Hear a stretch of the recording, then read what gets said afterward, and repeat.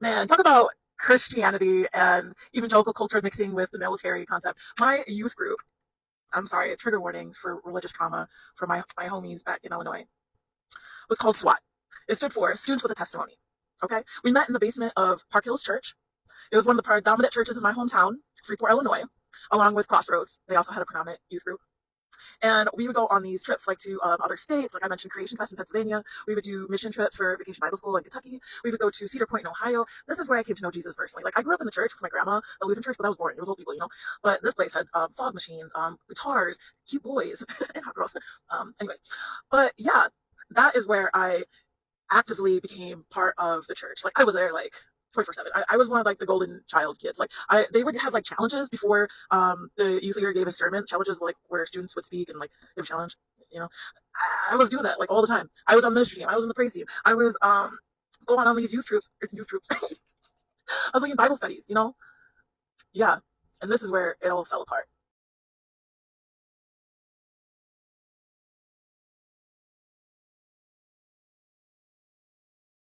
So exactly what do I mean by downfall? Well, see, I was probably the perfect poster child to outreach to. I came from a troubled home, one parent home, single parents, struggled with alcoholism home, DV home, no dad, don't know my dad type of home. You get the picture?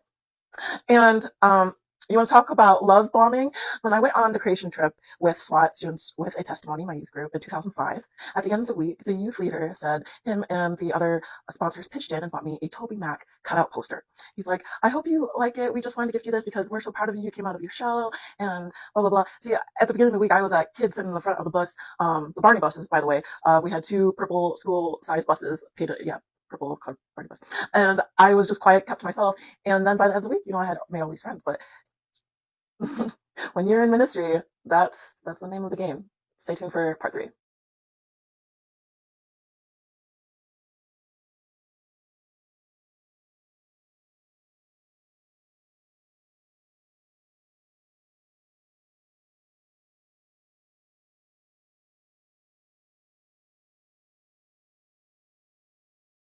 So ministry team.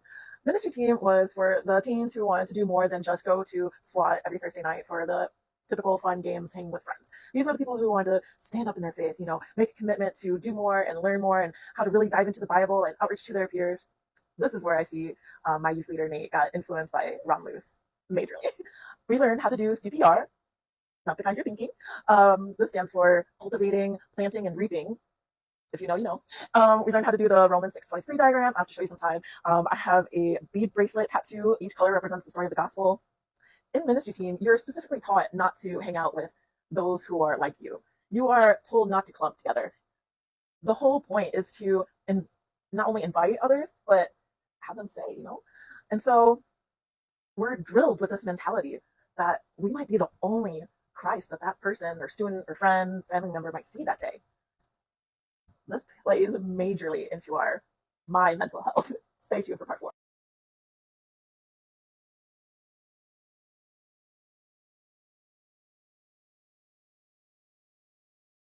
I mean, my mental health was already out of whack. When I was in fourth grade, I had already tried wanting to run away or end my life because of the DV that I witnessed at home. But now with this new group at Park Hills, I finally found meaning for life, and that was to spread the gospel, Avi. And I just wanted people to experience that joy, that love, identity, purpose that I had. And I didn't know any better because they didn't seem bad. They didn't seem like a cult. Obviously, no cult seems like a cult.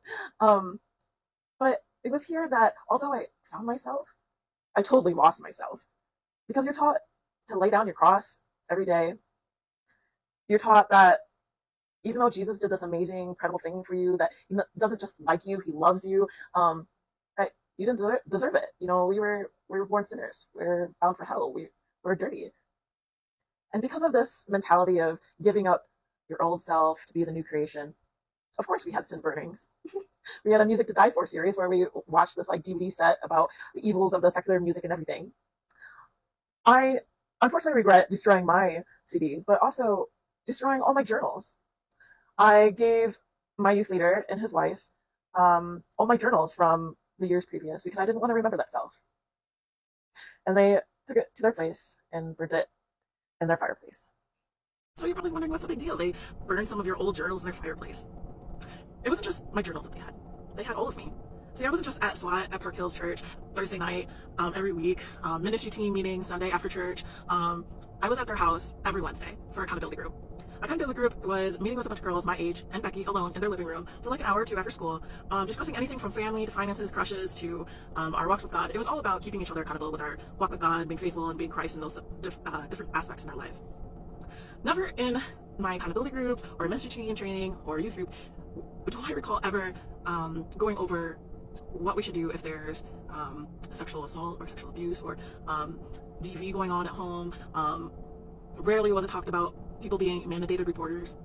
I recall specifically a time Becky went to go drop me off at home knowing full well that I lived with domestic violence, and she asked me, a teenager in junior high, if she wanted me to report to the police. Yeah. And I said no because I didn't want more chaos going on at home. That's just one example of many instances that was inappropriate and unethical that went on at SWAT. Stay tuned for more. Because of the nature of these accountability groups, Becky, my youth leader's wife, shared many things with us teenager girls that she shouldn't have been sharing. She should have been getting therapeutic help for her severe depression. Instead, we got to hear about her personal relationship with Nate, our youth leader, got to hear about her intimate thoughts during pregnancy, hear about her boob size, shit like that. And all in the namesake of being, a tight-knit family of God, and being accountable to each other, although she's in her 30s and we're in our teens. So it is totally unethical and inappropriate power balance. As you can see, I had no idea how to respond to these situations when, Becky's telling me that she wants to end her life. What am I supposed to do with that? I didn't think anything was inappropriate in the youth group because I was, that was the norm. When I saw guys sitting on Becky's lap, I was like, oh, that's normal. We do doggy piles on the Barney buses all the time. My cousins' friends give me wedgies at the youth group. They would dunk kids in the toilets and give them swirlies. Like, we knew Nate and Becky's house like the back of our hand, just as much as well as we knew the youth group. You may be wondering, why the hell am I sharing about my youth leader's wife's mental health from the early 2000s? Well, the fact is, I wasn't just influenced to share how my youth group SWAT was influenced by Ron Luce's ministry back in the day, Teen Mania, but I've also seen through documentaries like The Fall of Hillsong how many injustices are done in the church and nothing is done about it. The fact is that the fall of Park Hills Church, well, when I left anyway, and many people left, is because of an SA case, because of Becky. So what did Rebecca Borman, Becky as we called her, do that caused the downfall and the reason why many youth left the church back in the mid-2000s? Well, as I mentioned before, this involved an essay case. It began when we, and I say we, including the victims, we were transitioning out of 8th grade going into freshman year, I believe. This is when we switched from SWAT, students with a testimony, to Frontline. As you can see, the military theme continues at this church. She's asked to eventually sit down from leading worship and helping out with SWAT activities because of these rumors, as Nate labeled them, gossip. He gives nonstop lessons about gossip and how it ruins relationships and such. But the fact is, this wasn't gossip. It was true. I mean, I witnessed it with my own eyes. Becky had all of our numbers. We hung out with them one on one. I remember one time I was so jealous at her new relationship with these guy students that I was afraid to tell her and I ran away. But she tracked me down and sat on me until I confessed how I was feeling. Anyways, the fact is, despite being asked to stop serving in the junior high youth group, she still served at Frontline, still with the guys who she had knew for years. And that's just the beginning. So Frontline. Frontline was the high school youth group at Park Hills Evangelical Free Church in Freeport, Illinois. When I was entering into high school, it was originally run by Mark Bulmer, who was transitioning into becoming their lead pastor. So we were trying out new pastors, and we eventually got Ryan Schmitz. Becky Borman, Nate's wife of the junior high youth group, still helped out majorly at Frontline. Although these rumors and gossip was going on about her inappropriate relationship with the male students, I and the students were the only ones that were aware. Many people were. Mark was fully aware. There was discussions, but yet, they were best friends, all the staff. So you had to put this in the DL. Let's work around this somehow. Well, the students become sick of it. So sick of it to a point that during a concert, the students host a at the church event where they sing "Tell Us the Truth, the Whole Truth." The cover up of this scandal is outrageous. It pisses off many people. I, during this time, was experiencing many personal issues. I was kicked out of my home, and thankfully, many people opened up their house for me. That I ended up living with some people that were very close in this situation. Um, the father was the um, fifth and sixth grade youth pastor, and they spoke up as much as they could to Mark about Becky's disposition and how the church needs to know the truth. It got so bad that a student graffitied our sign and changed the sign into Mark Hills instead of Park Hills because they knew Mark was covering this shit up.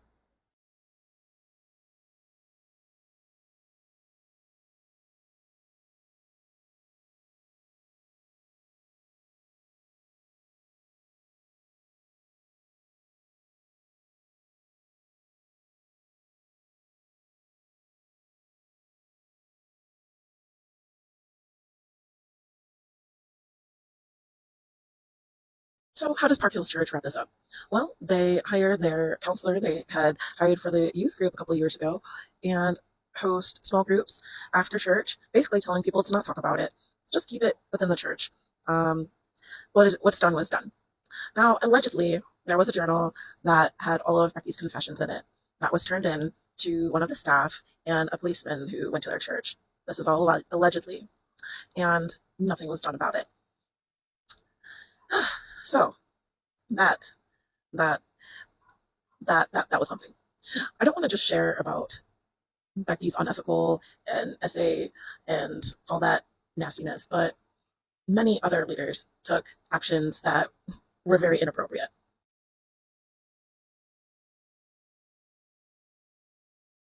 All right, let's back up a hot minute here. Before the counseling began at Park Hills E Free Church in Freeport, Illinois, to tell everyone to shut the fuck up about what Becky did, Nate Borman sends out a letter. This is probably when I'm in junior in high school or senior around there. This is already when they have like kind of backed away, well, been asked to back away from ministry and stuff. He sends out this letter saying, "Oh, God has called us elsewhere. Although this has been a great time, a great season, it's time to, close this chapter." The typical pastor shit that they do. Um, they host a farewell party. I remember even texting him this long text of a Bible verse saying that I'll be praying for them, I'll miss them. We're all crying our eyes out because they're like a second pair of parents for us kids. Well, some of us know the truth, and so we're really pissed off. But um, the next Sunday, right after this farewell party, one of the elders of Park Hills announces Nate and Becky have been asked to leave because of something Becky has done. That's all they say. It wasn't until much later did we find out the truth that it was because of the SA case that all this time, all the rumors were true. Yeah, so that was a big piece of the story. Just want to make sure you got that. So, as mentioned before, this little tidbit on Park Hills Evangelical Free Church in Freeport, Illinois, isn't just about Rebecca Bowman's essay case, although that was a huge part of it.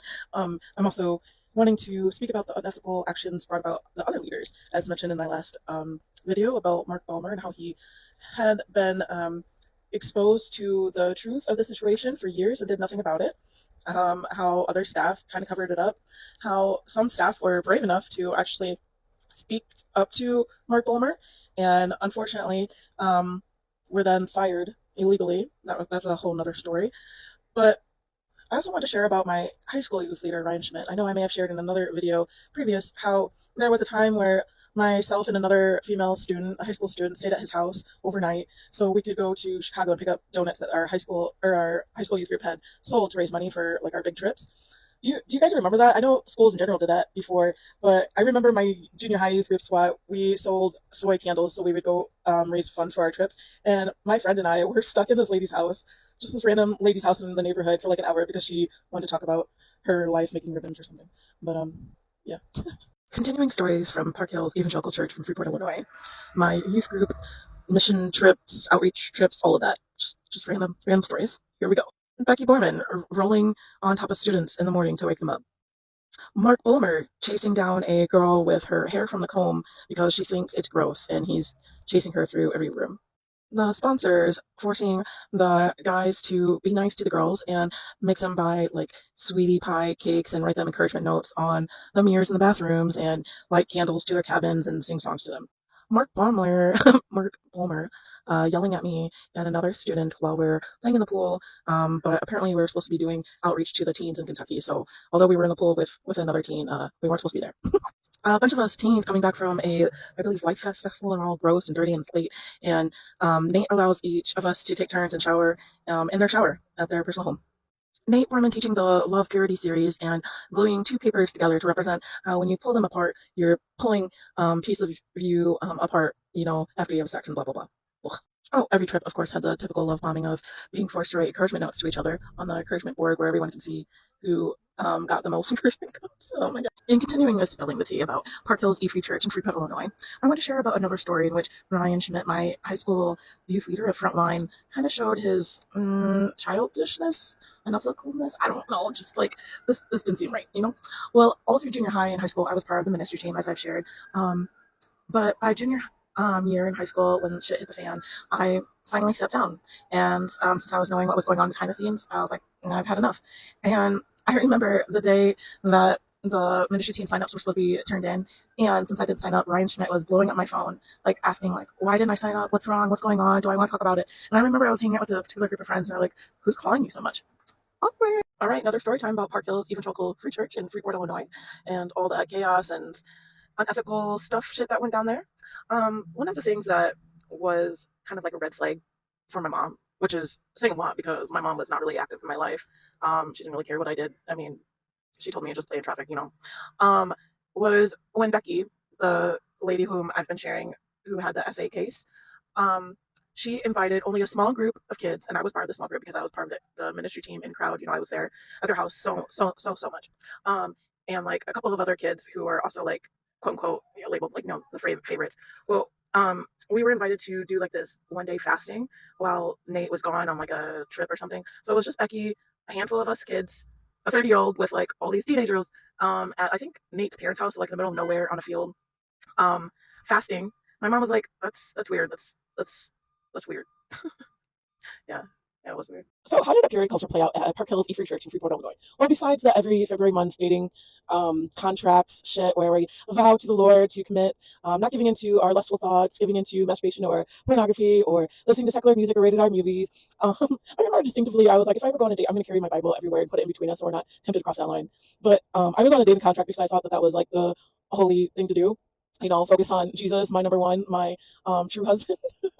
But it was awkward too because we would have SWAT students with the testimony in our youth group and junior high. We'd have the sponsors and sometimes like speak about their intimate life, share as if to make it okay to talk about sex in church. I swear I probably got more sex education in church than in school. But I remember one spouse said, "Oh, I want a angel in the kitchen and a devil in the sheets." It's like, okay, we're in junior high. Why are you sharing this? But yeah, and then I remember too in accountability group where we confess everything to Becky, the one with the SA case, just remind you.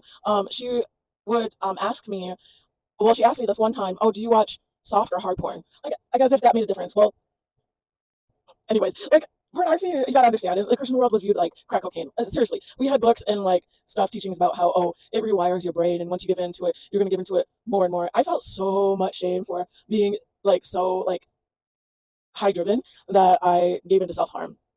And was I ever once recommended to psychological help from these people? I know.